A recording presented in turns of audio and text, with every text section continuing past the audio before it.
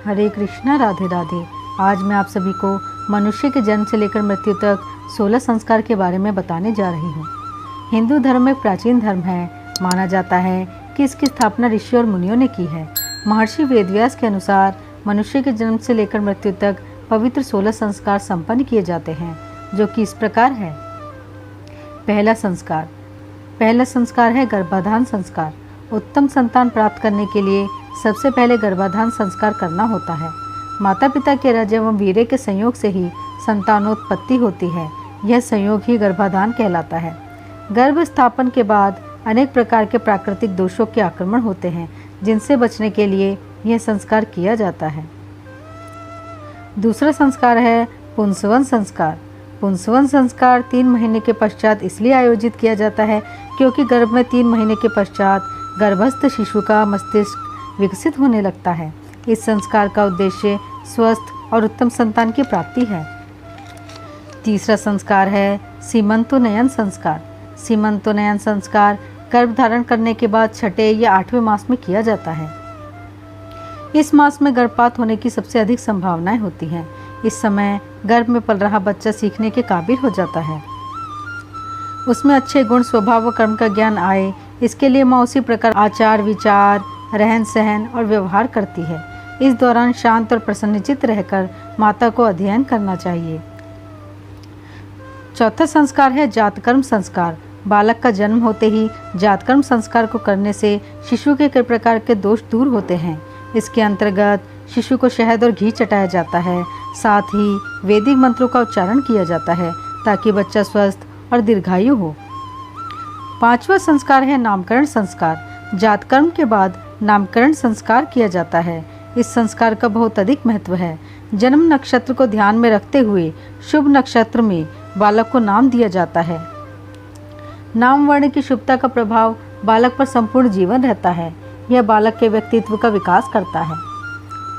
छठा संस्कार है निष्क्रमण संस्कार। इस संस्कार में शिशु को सूर्य तथा चंद्रमा की ज्योति दिखाने का विधान है।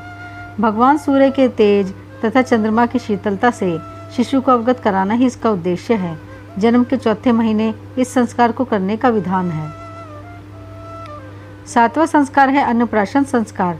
बालक को जब दूध के अतिरिक्त अन्न देना प्रारंभ किया जाता है तो इसे अन्नप्राशन संस्कार कहा जाता है। बालक को दांत निकल आने पर उसे पेय के अतिरिक्त खाद्य दिए जाने की पात्रता का संकेत है। यह संस्कार 6 माह की आयु में किया जाता है।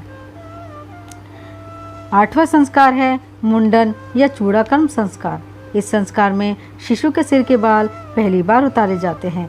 यह संस्कार बालक की आयु 1 वर्ष के होने तक करा लें अथवा 3रे वर्ष में कराएं। हमारी परंपरा हमें सिखाती है कि बालों में स्मृतियाँ सुरक्षित रहती हैं, अतः जन्म के साथ आए बालों को पूर्व जन्म की स्मृतियों को हटाने के लिए ही यह संस्कार किया जाता है। 9वां संस्कार है विद्यारंभ संस्कार। जब बालक शिक्षा ग्रहण करने योग्य हो जाता है तब उसका विद्यारंभ संस्कार किया जाता है। वहीं माता पिता और शिक्षकों को भी उनके इस पवित्र और महान दायित्व के प्रति जागरूक कराया जाता है।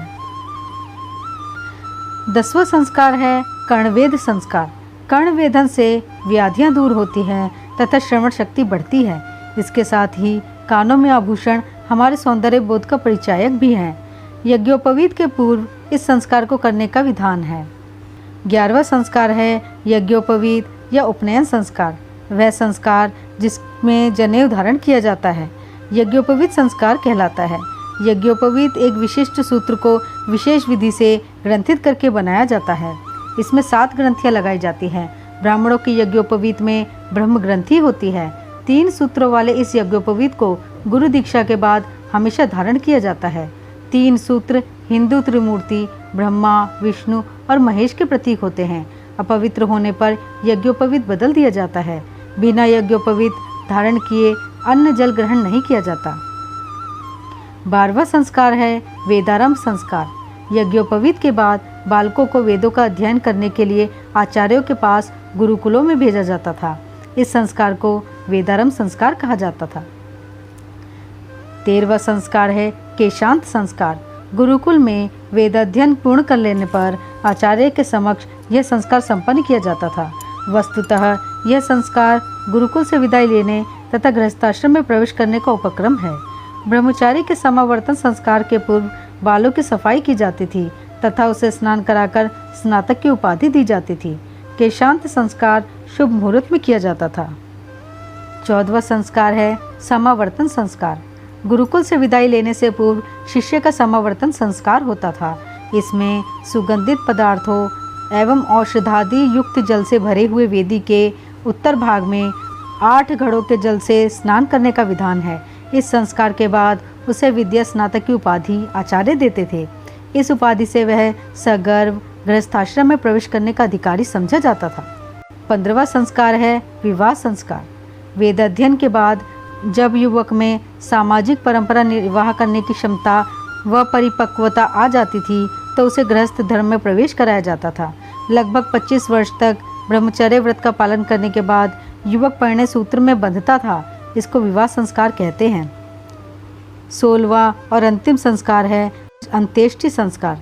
अंत्येष्टि को अंतिम संस्कार भी कहा जाता है, जो कि मनुष्य के देह त्याग के पश्चात उसके परिवारजनों के द्वारा किया जाता है। हमारा शरीर पंचभूतों से बना होता है, जो हैं आकाश, पृथ्वी, वायु, जल तथा अग्नि। इसलिए एक मनुष्य के देह त्याग के पश्चात उसके शरीर को 5 तत्वों में मिलाना आवश्यक होता है, अन्यथा उसकी आत्मा को कभी शांति नहीं मिलती है। आपको यह जानकारी कैसी लगी, कृपया हमें कमेंट बॉक्स में ज़रूर बताएं। और अगर आपने अभी तक हमारा चैनल सब्सक्राइब नहीं किया है तो कृपया सब्सक्राइब करें। मिलते हैं अगली वीडियो में। हरे कृष्णा, राधे राधे।